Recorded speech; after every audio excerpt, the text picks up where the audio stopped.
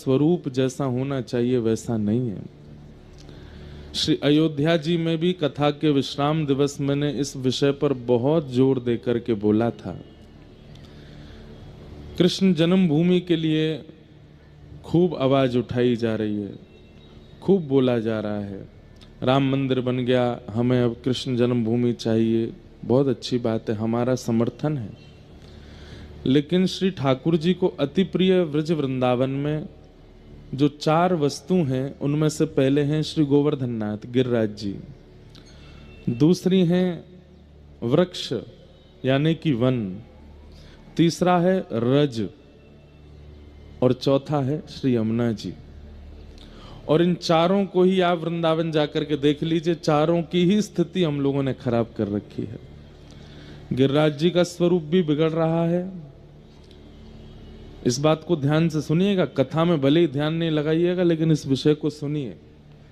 गिरिराज जी का स्वरूप बिगड़ता जा रहा है, वहां कूड़ा कचरा आदि सब गिरिराज जी पर डाल दिया जाता है। कई बार 84 कोस परिक्रमा लगती हैं तो यात्रीगण सुबह सुबह जो स्नान आदि और बाकी सब क्रियाओं का क्रम है वो गिरिराज जी की तलेटी में ही कर देते हैं। कितनी कष्टदायी बात है, जिसको ठाकुर जी पूजते हैं ऐसे गिरिराज जी पर हम लोग कैसी स्थिति कर रहे हैं। वृक्षों की तो पूछिए ही मत, वृंदावन अब वृंदावन नहीं है, बिल्डिंग वन हो गया है। वृंदा यानी तुलसी का वन, वृंदा यानी श्री कृष्ण के प्रेमी भक्तों का वन। अब तुलसी वन की जगह, भक्त वृंद की जगह पर्यटन वन हो गया है, बिल्डिंग वन हो गया है वृंदावन, हाईटेक वन हो गया है वृंदावन। वृंदावन में वन नहीं बचे, गिरिराज जी की स्थिति हमने खराब कर दी। रज भी अब सब जगह से लगभग समाप्त होती जा रही हैं, विश्राम होती जा रही हैं।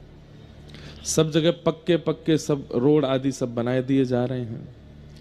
और श्री यमुना जी में तो आचमन ही नहीं कर सकते आप। यदि आपने आचमन किया तो आपको घनघोर पीलिया की बीमारी हो जाएगी या कोई और रोग लग जाएगा। क्यों? यमुना जी है ही नहीं, यमुना जी है ही नहीं। यमुना नगर आपके हरियाणा के बाद यमुना जी का स्वरूप नहीं है। फिर हम लोग सब लोग जो व्रजवासी हैं ये दिल्ली के लोगों का चरणामृत पी रहे हैं वृंदावन में।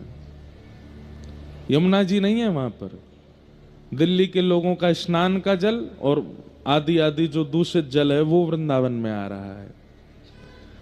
यमुना जी का स्वरूप हमने वहां से बिल्कुल अंतर ध्यान कर दिया।